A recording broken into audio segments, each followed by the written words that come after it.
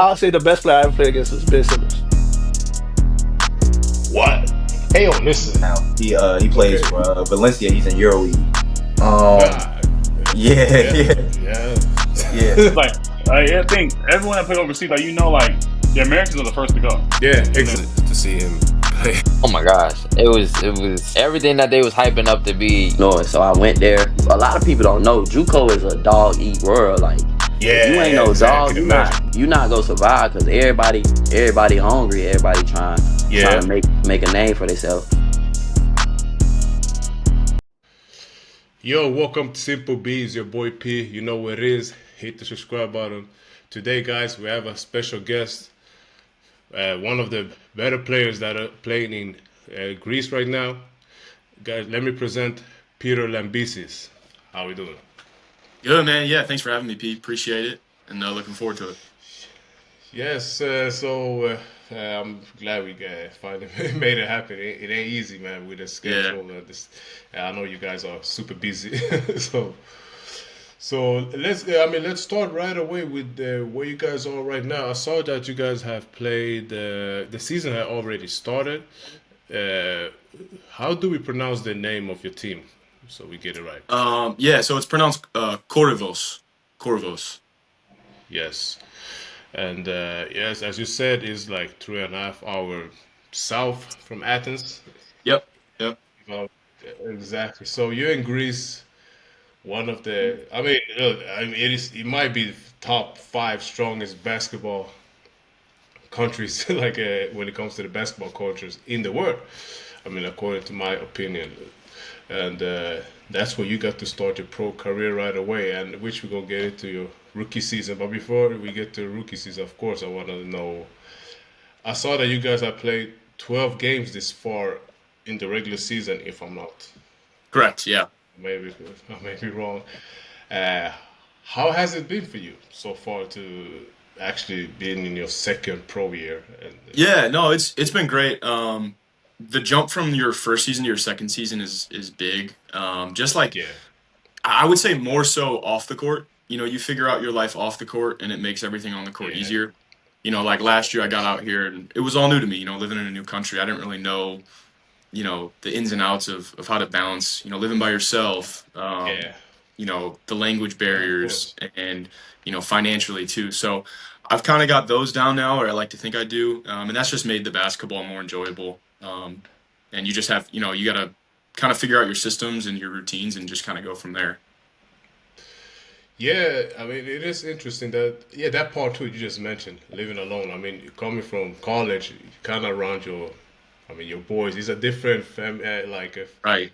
brotherhood, like family thing you got on with your college team, and of course, what city, what college did you play for? Yeah, so I played at two schools. I played at a school named Illinois Wesleyan. I grew up near Yeah. Chicago. Then with Okay. COVID, I had an extra year of eligibility, so I transferred to a school down in Nashville, Tennessee called Trevecca, and that's where I finished. And it was cool. I was able to get a bachelor's degree and then a master's Yeah. degree before coming out here and playing professionally. Okay. Okay. So exactly, and then you go from there straight to Greece. Like, I mean, I mean, most people don't speak English, and Right. Yep. like people don't speak English, and you gotta go out there. I mean, and you expect it to perform right away. Jet lag, or they don't. I mean, the game is not gonna give you time to adapt. Time to get to learn to learn the game, which is a different game too when it comes to the rules itself. But the whole basketball thing, the rules, and the court is smaller. Like exactly. So how was it for you? How has it been now this season since Yeah. last year? It's been a lot easier in terms of like, um, just like for example, like the coaching is different in every country. The coaching is different in Yeah, America than it is here. And I got out here last year as a different style of coaching. And so then this summer, when I was yeah, preparing for my second year, I kind of had an idea of like what I was getting into, in yeah, terms of coaching, expectations, roles. And so like that's been a smoother adjustment than it was going into my rookie year. Even kind of, like you mentioned earlier in college, you're kind of just you come up with the same group and you're with each other for usually like 2 to 4 years. Exactly. So you're with the same guys. Here, you kind of like guys will switch teams every year, so you're kind of with a different group of guys. So figuring out how to be, get that brotherhood, but also understand like we got to make the most of our time together. It might only be one season. Yeah. But yeah, no, it's been great, and I was blessed to be able to return to the same team on another Which don't contract. happen most of the times. I mean, It doesn't, yeah, and Yeah. so it was cool. Yeah, I knew I was coming back here, and kind of allowed me to like prepare to be a leader and just kind of welcome Yeah. guys that are new here. Okay, now that was really, I mean, it's a blessing to be able to come back to the same team in your pro career itself, and no, so that's really nice, and I believe your season's gonna be way better. When I mean, when you're gonna look back at this season, especially when now you got a easier start, if if you could put it Yeah, that way. right. But of course, I mean, it's not that easy. Same time, now you have to, you kind of have to lead the team, and of course, like you just said. So let's start from the beginning. So yeah, who is Peter Lambesis? Like where in? You say you grew up close to Chicago, Yeah. right? So how Yeah, was it about an growing hour. up? Or what's the name of the city? Or So I grew up in a northwest suburb of Chicago, right outside of okay, Chicago, called Mount Prospect. So it's probably about 30 to 40 minutes from the city. So I didn't grow up in Chicago, but right near there.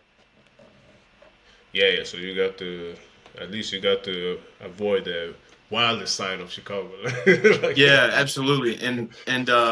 But it was cool though. Growing up, I yeah, played a lot of basketball in the suburbs, and then we would play a lot of games in the city as well. So, I mean, Chicago is one of the best places for basketball talent, and yeah, the best players have come out of there, arguably. So, growing up there, it kind of gave me an edge to playing. yeah. When you step on that court, kind of giving me like a little chip and an edge. So that's benefited me, even out here. Just always playing with really good guys when I'm home in the summer.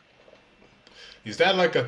I mean, we've seen it through the years, but did you feel that growing up, just or was it just like, okay, I'm just a guy from the north southern suburb of Chicago? Because every Chicago player you see, you know that he's gonna be a dog in him, no matter Yeah, no matter where you put him. Like that's a like one thing all Chicago players have in common. You know that, okay, that's gonna be a dog.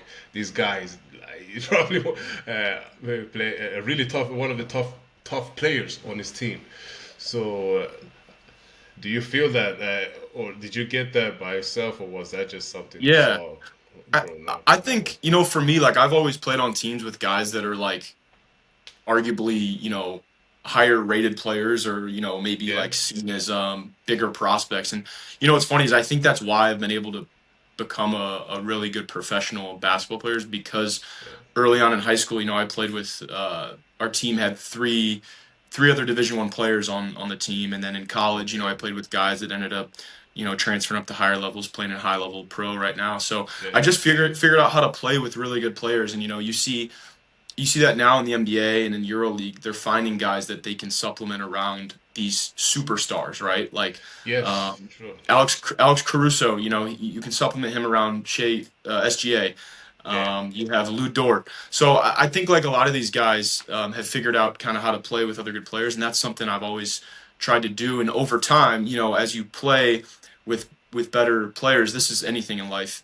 Who you yeah. surround yourself with, you kind of rise to that level. So for me, like when I was growing up, I always wanted to play with the best guys, and I just figured out like, all right, if I want to compete with these guys, I got to have, like you said, kind of have that dog and Yeah. that edge while I'm playing. That's actually an interesting thing you mentioned. I mean, playing with great players or higher ranked players. I guess you have to kind of play because when we growing up, some guys have the superstar role, if we put it that way, and some Yeah, guys have to play the role, like just a role player if it's gonna be a 3 and D defender or I don't know, big guy, shot, rim protector, whatever it is. Like you playing a specific role. Did you? So you probably had to play a specific role already early, right? yeah. No, I did. I mean, even in college, like the way I got on the floor was defense. As a freshman, I played Yeah, 15 minutes a game, and like as a freshman, it's not easy to get on the floor in college. So I was yeah, like, hey man, I want to play. I'll play some defense, and now it's allowed me to play, professionally. Like taking pride in that defense. And I think something for younger guys too, and even pros that are older than me as well. It's like, I think because of our egos, we get so caught up in that idea of a role, Yeah, the Um, champion. but the way basketball is now, it's positionless, and you're part of a team. So you can see your role as a limitation or an opportunity. And I like to tell guys that, like, hey, your role is an opportunity to shine. Like these guys in the league are getting paid millions just to do two things really well, maybe even one thing. So I think just kind of living into that role or your opportunity is key.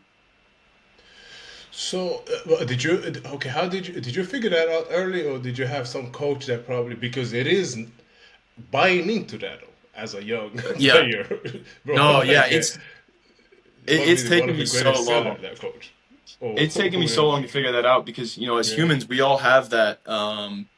We all have an ego inside of us. Ego yeah, isn't really a for bad sure, thing. It's that kind of need for control and wanting of to course. be the one doing something. And it took me a while, and I think I accepted it. Uh, my last year of college, I had a coach, Coach Kevin Carroll. Shout out to KC. He's my guy. We Right. still talk all the time. And he just kind of pulled me into his office. He's like, "Hey, you can be a great player. You can be an all conference, all league player, but you're going to have to do these couple of things. You're not just going to be able to go out there and dribble 10 times and shoot a pull up Yeah. three." And, at the time it was hard to accept that, but it's funny because I bought in and I ended up having my best year of college there. So um, it works.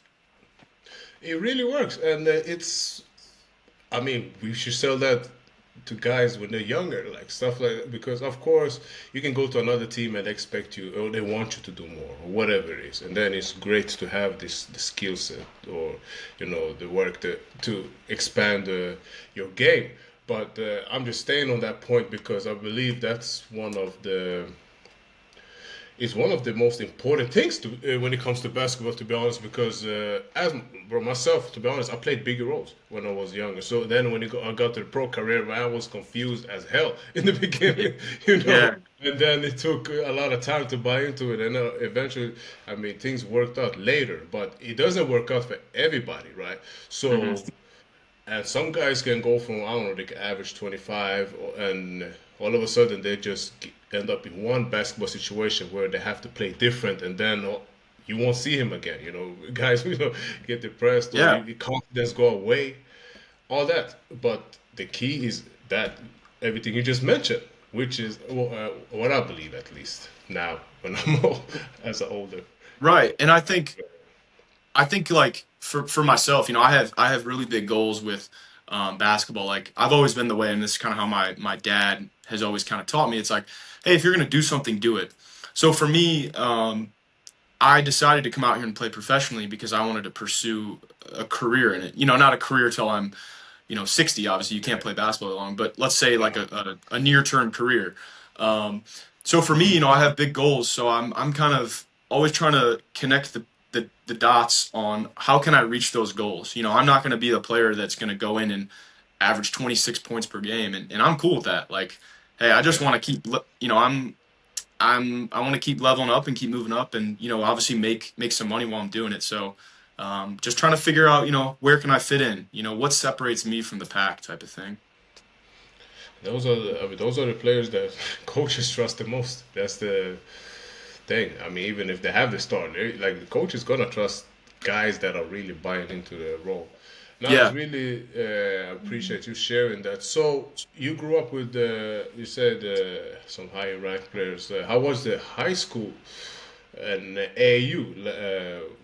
Basically, yeah, when you grew up, because Yeah. you just Yeah. mentioned Chicago, bro, is like basically top three in the states when it comes to the Yeah, basketball. no, it was huge for my development because in high school, I figured out like, okay, I can play. I'm a good player, and then I was able to go apply it in AAU. And I was actually telling a teammate of mine this yesterday. I think when people say, "Hey, I want a bigger role or I want more opportunity," what they really want is they want to realize their potential. Like, for UP, like maybe one year you didn't have a lot of minutes, and then the next year you had a Yeah, bigger exactly. role. And Of course. that jump, really all it was is you were doing things you didn't even know you could really do. And now your brain understands, okay, I'm capable of doing that. So for me, in AAU in high school, I had a summer where I just kind of took off. That was, I was starting to peak athletically. I was getting bigger and stronger and working on my skills, and all of a sudden it kind of clicked. Yeah. And I had a huge off season, and I What year still was remember that? I was like, If and I remember I was like, man, I sophomore, can play. was it sophomore, junior? What year was it?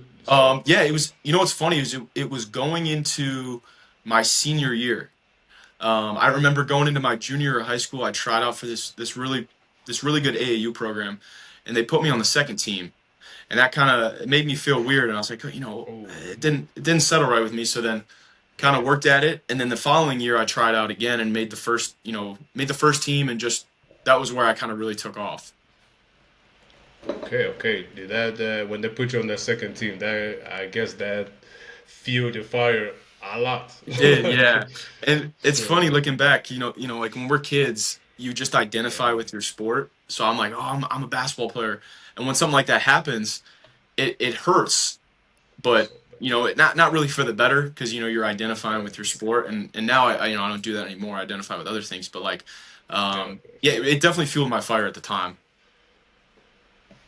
No, bro. Things are just some things are just meant to happen, Yeah, you're right. and it did get you somewhere. And so your senior year, how did it go for? I mean, I guess you did well. So you just talking Yeah, about your big improvement, right? yeah, no, I did well.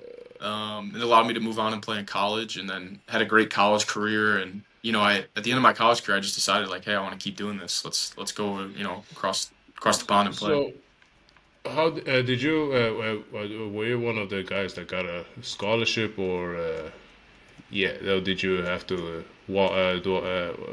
what do you call it, walk-ons? Or Yeah, how? so I Did you? never had a scholarship, so I guess I Yeah. was technically a walk on, but Yeah. I started playing at the Division 3 level. Coming out of school, I had interest from some really low Division 1, some Division 2, and Yeah. Division 3, and I decided to play Division 3 actually because of the education. I went to a really Okay.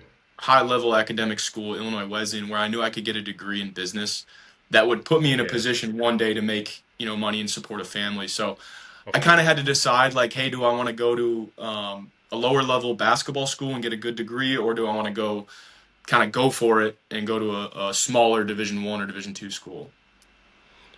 Okay. So yeah, I mean, actually, to be honest, I mean, now we see guys making the move. Right? That was actually a really grown, mature decision you made, like when it came to the college, because, like you say, some lower level D1 schools were interesting, but you chose Division 3 because of the academics, and of Yeah, course, some playing, maybe a little more playing time. But that's I never heard that before, which we all should do in the future, or at least the next generation should do, because that D1 stamp sometimes ain't the greatest for everybody, or really yeah, not it's meant for everybody.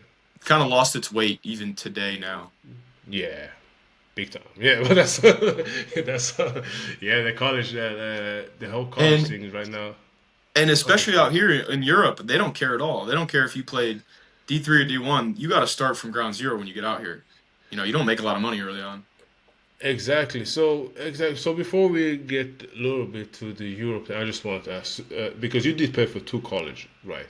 You Yeah, mentioned play. Was the second one also the D3? Since I mean, you kind of got caught up in the whole COVID thing, and yeah. yeah. So, No, I was actually fortunate enough. My final year of college, at the first school, I played really well. So that was when the transfer portal yeah. started. So I was able to put my name in the transfer portal, and I moved up to a Division 2 school, which was Okay. a level with more athleticism, a little bit more talent. Um, I wouldn't say more skill, and that's actually a misconception. Is that D3 is a lot lower, but it was good for Yeah. me because it prepared me to come play professionally. Yeah. Okay. So do you? I mean, you sound like, I mean, you're a pretty smart guy. I can tell already. But since I mean, growing up in the States, you grow up, you have NBA is kind of around the corner, if you could put it that way. I mean, it's Yeah. as far as hell, but still, it's y'all Right, can right, see it same. at least, man. Y'all growing up with it, TV, daytime, y'all same time zone, whatever it is. Because for us in Europe, it's like at the end of the day, it's over there. Like it's like we don't have it in front of our faces, like you Right. guys do. So I guess when at least you started to play ball, that was the goal to go to the league or something. You still have, I mean, everybody have that as a dream. Maybe not for you, but at least most players I know have that. But when did you have the moment in college? Like you said, you talked about it in your senior season. You decided, okay, maybe I want to keep doing this on a professional level. But were it a moment where you probably were thinking, let me try the I don't know, the NBA draft route or the G League route or one of those leagues. Now they got multiple leagues in the States now, TBL, Yeah. NBL, trying to make it to the NBA.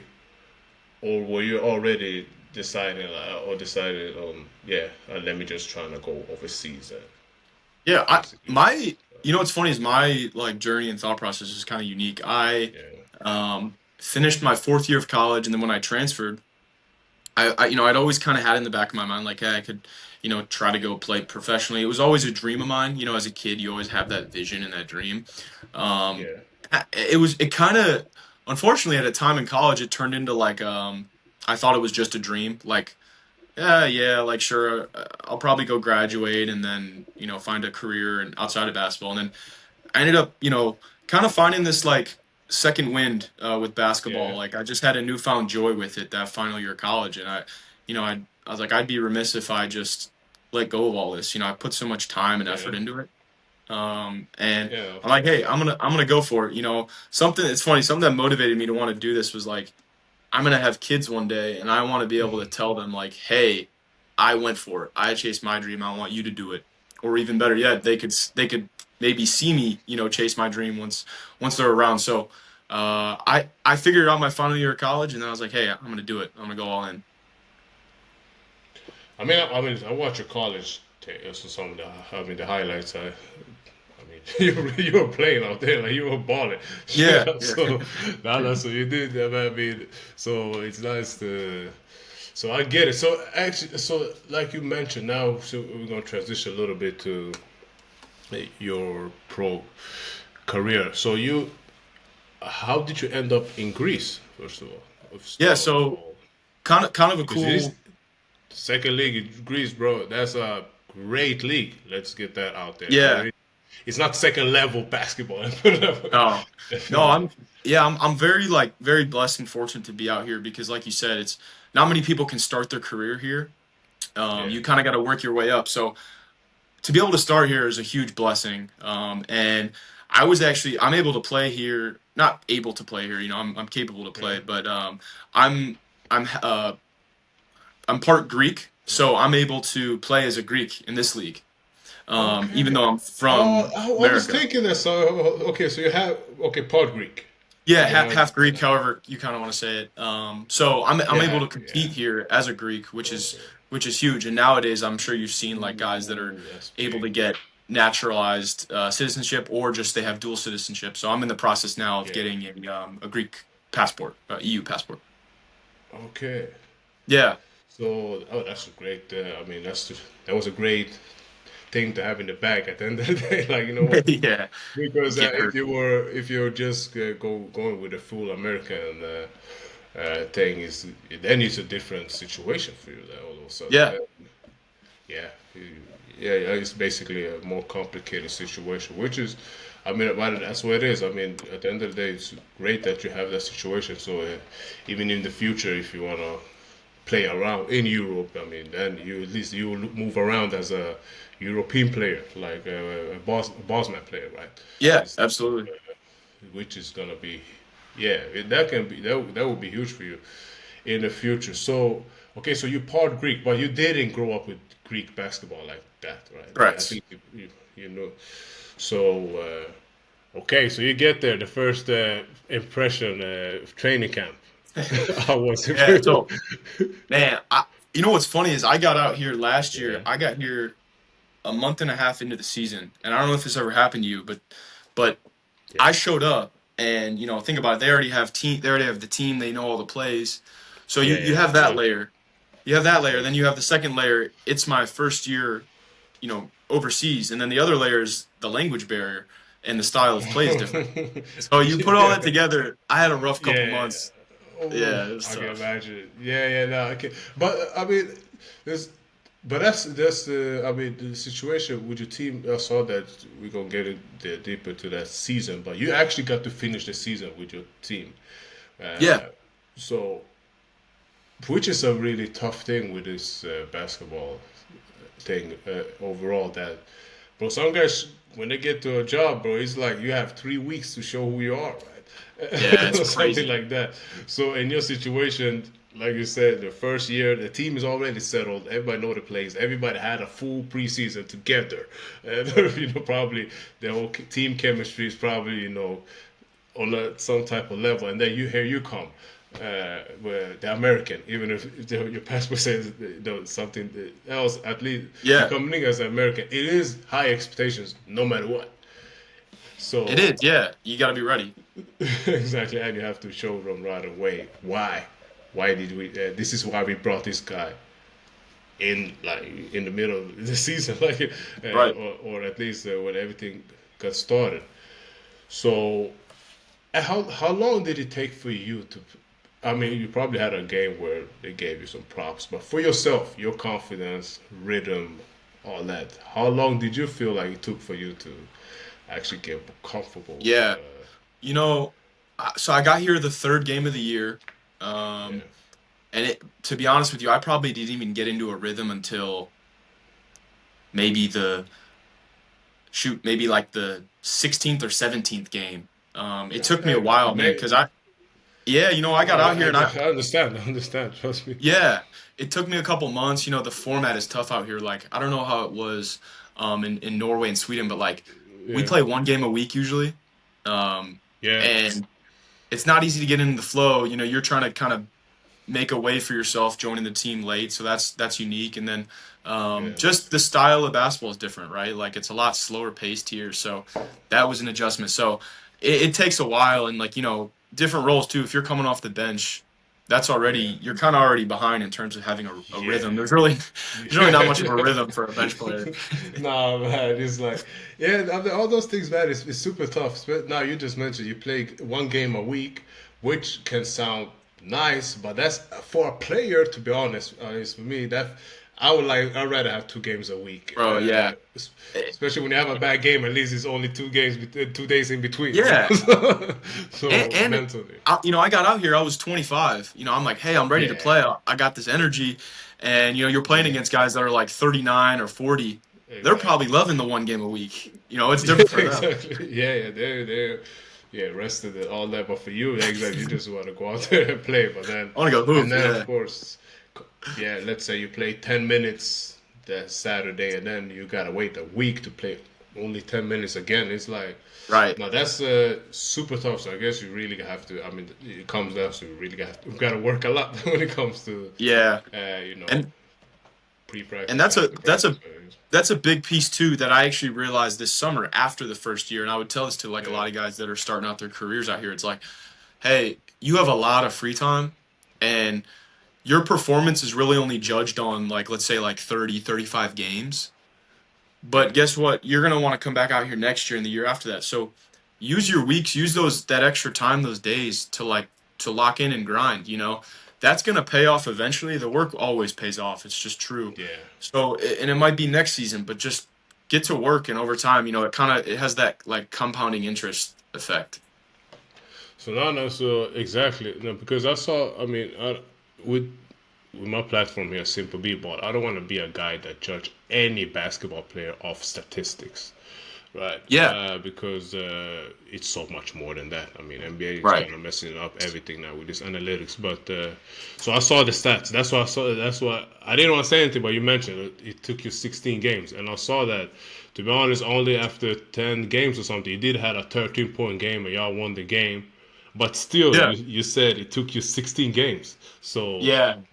For I like, just I guess, as a competitor, like for where I wanted to be, it took me a while. But you know what's funny is like as I've matured in my basketball kind of career, I've put yeah so much less emphasis on the stats as well. yeah And like last season, for example, I was playing kind of inconsistent minutes, as you can see, and yeah I saw that. you, you'd be wasting your time and your energy if you were basing your perception of how well you're doing on, let's say, that sample size, right? Like one game a Yeah. week, maybe you play 7 minutes, maybe you play 15, and so I basically what I figured out, I said, hey, is a 15-minute 7-minute game, is that really how I see myself as a player? So over time, my confidence has shifted from kind of, the Yeah. results based to just, hey man, like I'm going to base it on the work I've put in.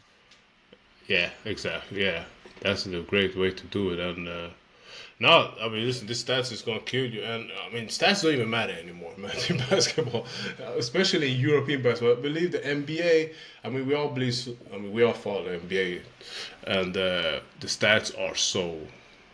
Bro, today is crazy, man. Today is extreme, actually. But it's like, I mean, averaging 30, like, oh, that was just a big thing when you see those numbers. But for me, myself, of course, I watched NBA hardcore, like, basically through my whole life. But the last years, I focused more on the Euro leagues and, the top European leagues overall. And, yeah, you quickly realize, bro, getting 15 points in this basketball right here, bro, is a whole different beast Yeah, compared to. no, it is. It's different. And I think for young players too, you can benefit, like you said, like kind Yeah, of letting go of that like dependence on the stats. Cause like, yeah, I mean, a guy like Thomas Walkup, he plays on Olympiakos, yeah, arguably, exactly. right, like arguably a top, I don't know, 3 or 4 club in the world.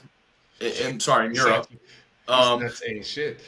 hey, right, this guy's making, I don't know, €1 million, whatever it is, to Yeah. essentially go out and score 1 or 2 baskets, get probably 4 or 5 assists and a couple rebounds. And I'm not saying like, hey, that's not No, but that's a great good, example. but hey, he's a player at one of the highest levels in the Highest world, levels. and he's not. I guarantee you, if he's on this call right now, he's gonna be like, hey man, the stats don't matter, just impact the game, right? Yeah, exactly.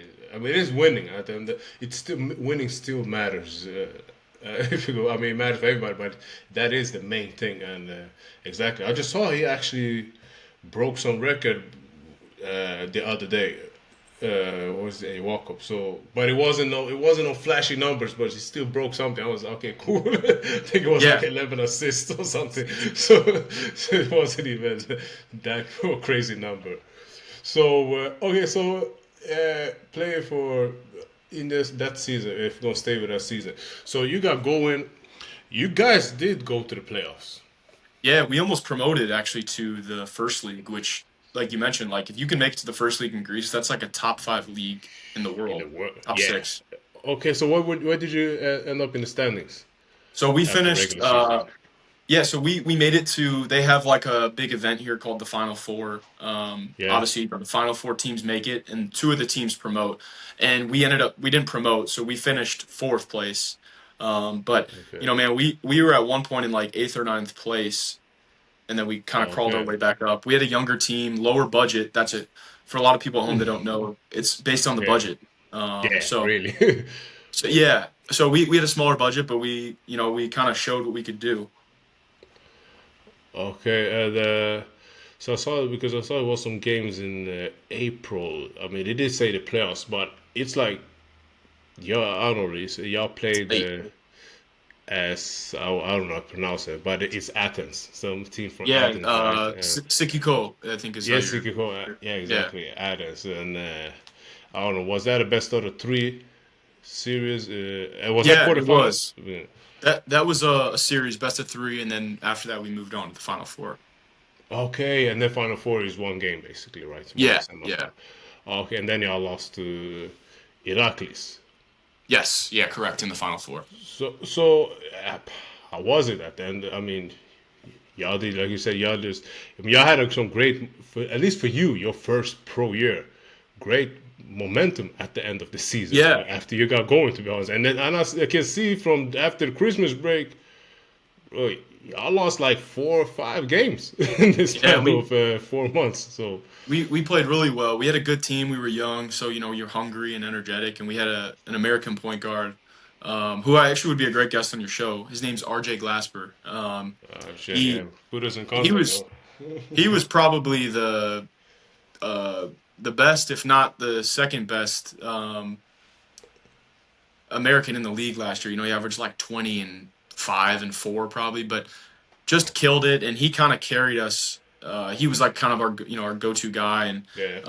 a good friend of mine as well. But yeah, great guy, and he had a stellar year, so that was huge.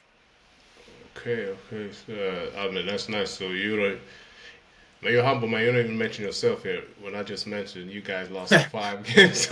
Yeah, no, I Four tried to months. help. But man, but you played great. You at least, I mean, your minutes went up. I mean, let's for the Yeah, younger from the first half. subscribers out there. Yeah, you well, after the second half, bro. In the second half, your minutes went up, and yeah, looks like it helped the team at least. Yeah, So yeah, for sure. really helped the team, which matters. And okay, so you finished up, but did you since you was it any because we hear about I haven't been in Greece myself, or no, I haven't, right? Exactly. So, but I played in some, I mean, different countries here in Europe. Yeah, Experience that people now. Listen, I'm not gonna dismiss anything. Everybody talk about the big clubs, how the crowd are in the I don't know Panathinaikos games, or right.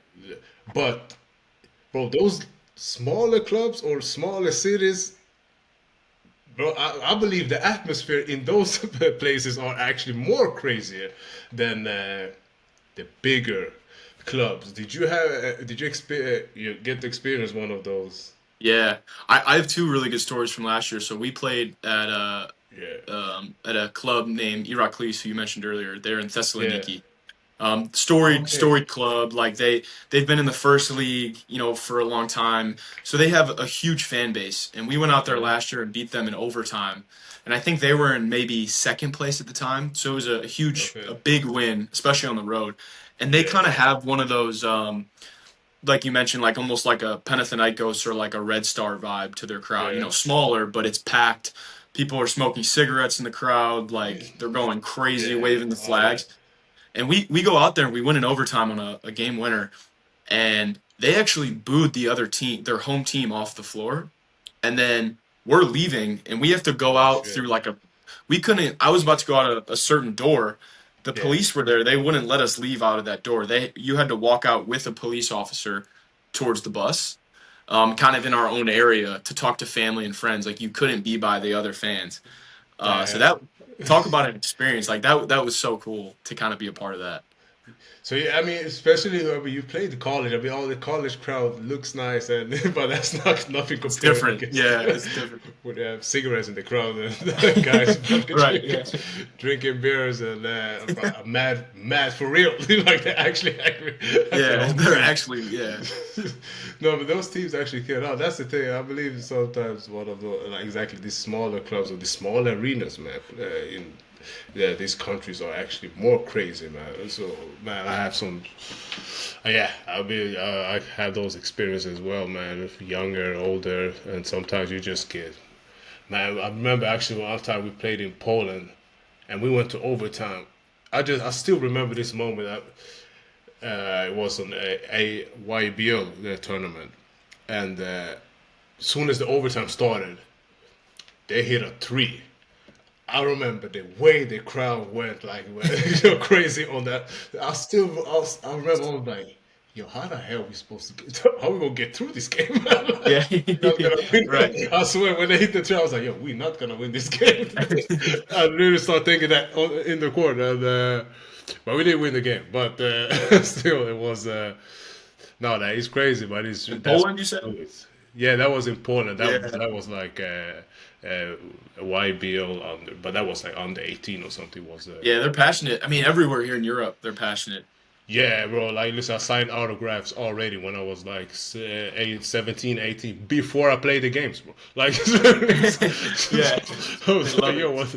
Yeah, so they just knew it was a team coming out there to play. They already like the basketball, these small like these small cities or villages is like you appreciate you see that it's different passion for the game. So I Yeah, mean, listen, it's been great. Before we wrap up, I mean, I just have some basketball questions, I guess.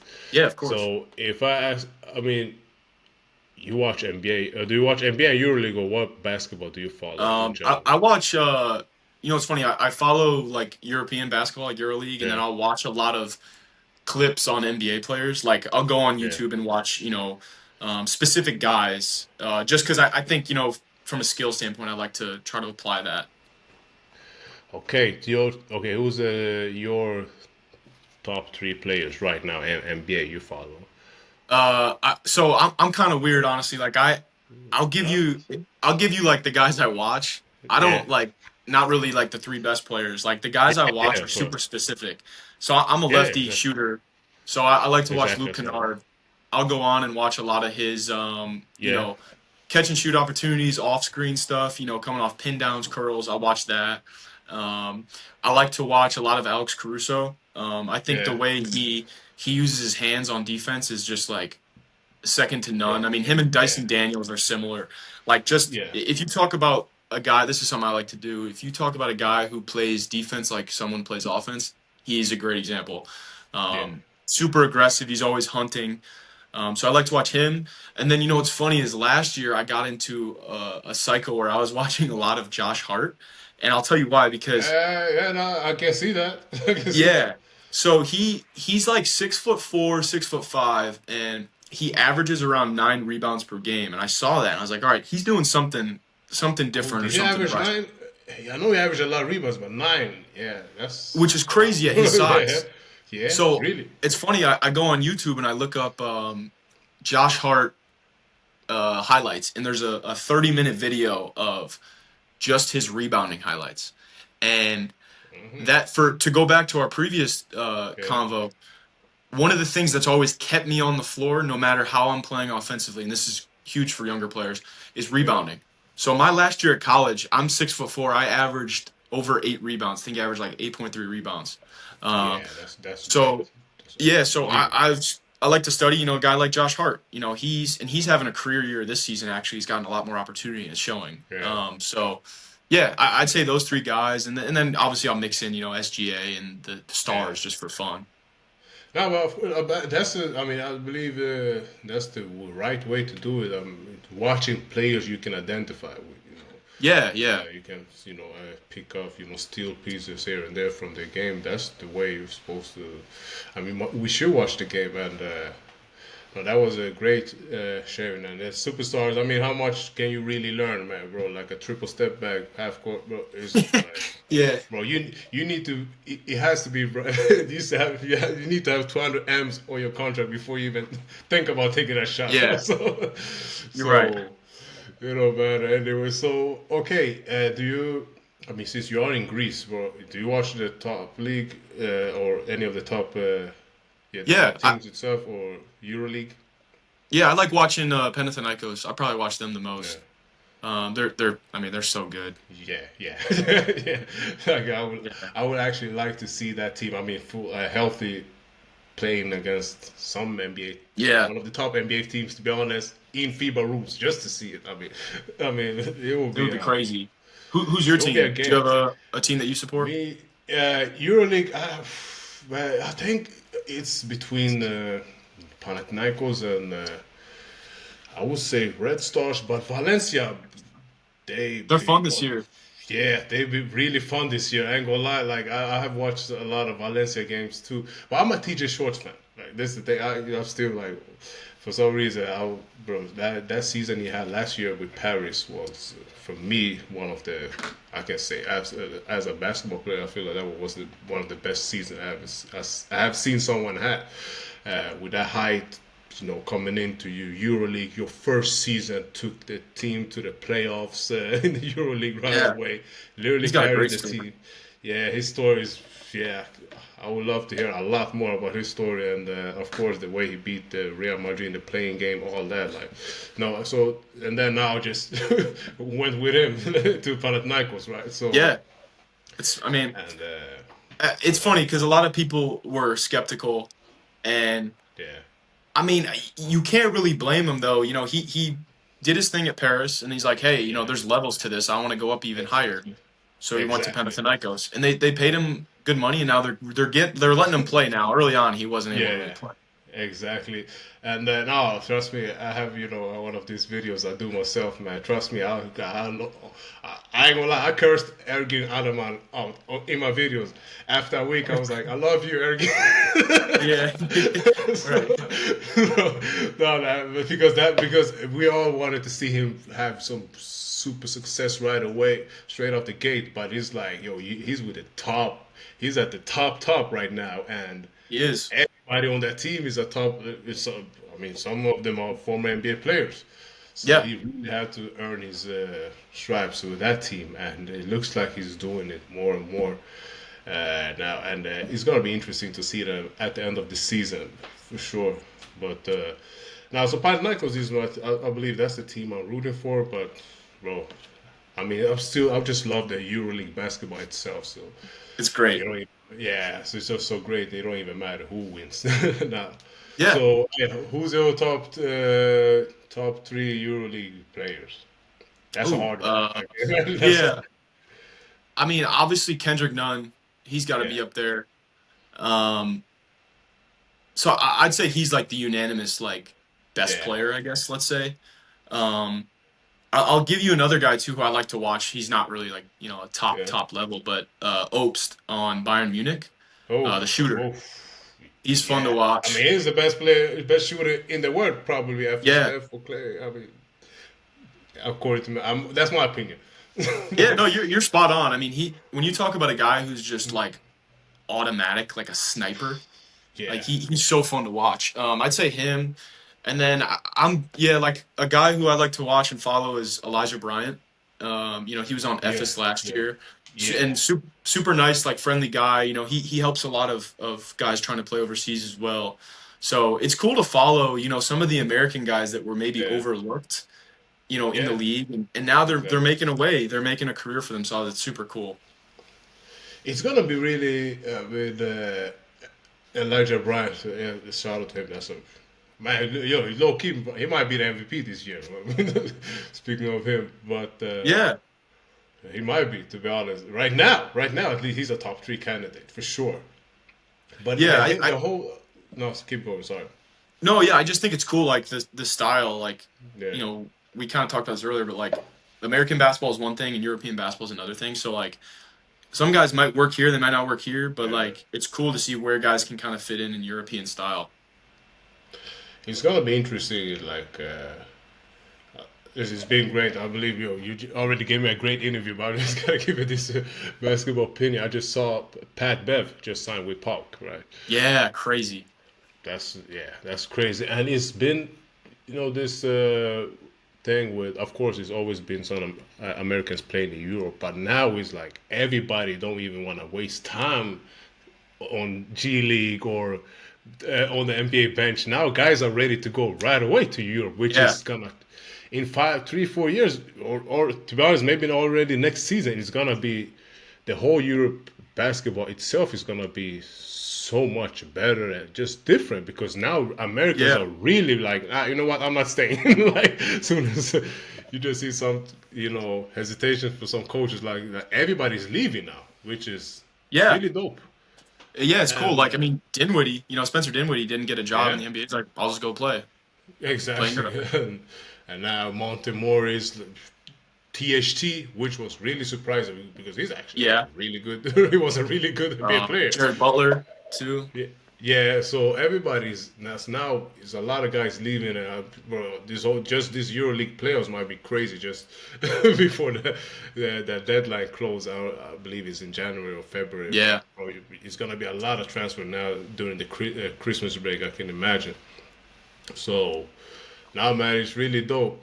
But listen, last question before we yeah, of course. wrap up. Uh, who's the best player you believe you guarded, you played against? Oh, that's a great question. That's not easy to admit, but You know what's funny is I honestly, the hardest guy I've ever had to guard Yeah. was in college. This guy named Aston Francis.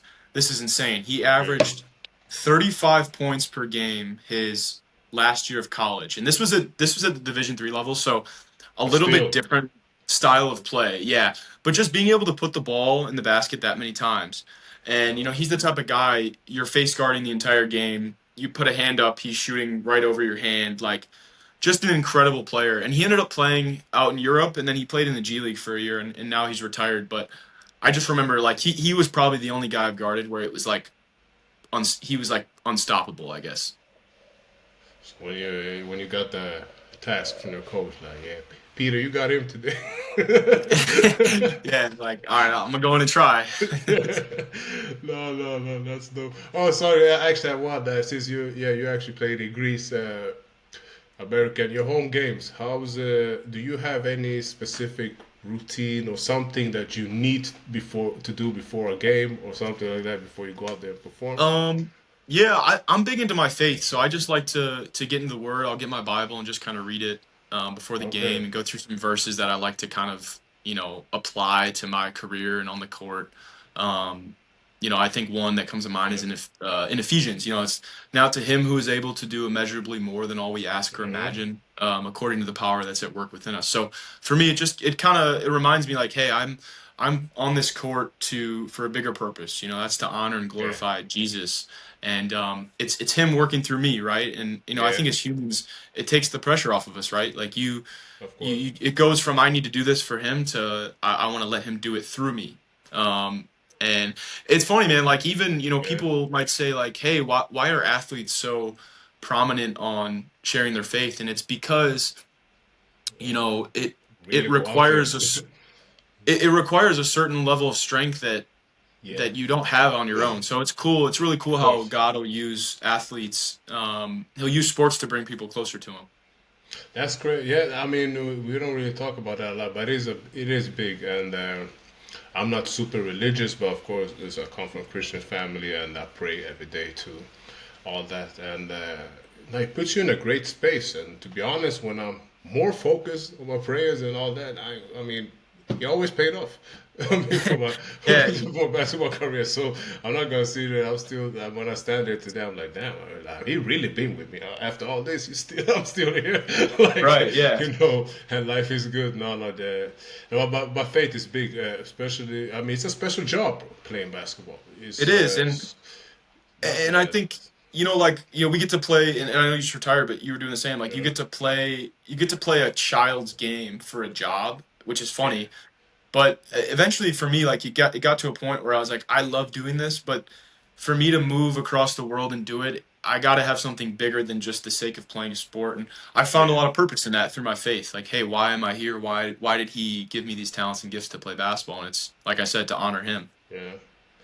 But do you come from more Christian family too, or is Yeah, it I just I grew up in the Catholic Church, and then yeah, kind of just have tried a lot of different churches, and now I would just say I'm a Christian. I yeah? believe I'm a firm believer in Jesus, and Him coming down and, No, and no, dying for us. no, really, no. That's really nice to hear, and I appreciate you actually sharing that. And some guy, I mean, Yeah, basketball players sometimes we just want to be too macho. We're not sharing that right. side Too cool. of Yeah. us. Yeah, it's too cool. Yeah. We don't mention that side of basketball. I would not be sitting right here if it weren't for my faith and Yeah. what He's done. So Me neither. And I'm 1,000% both of sure. us. I'm 1,000% sure. I feel like it's Yeah. been confirmed, like through all the mistakes I made, and of course I make up. Now he been with me, so and my Yeah. family, everybody, kids, family, healthy. Now I can't complain. Now, but listen, it's been really great having you on, and to be honest, I would love to have you for another episode when the Yeah. season Love is to. over. If we can see how the season went, and yeah, take it from there. I really appreciate you taking your time, man. And Likewise, P. I we'll appreciate be, it, man. yeah, man. Let's thank Pete for joining us. Hold on.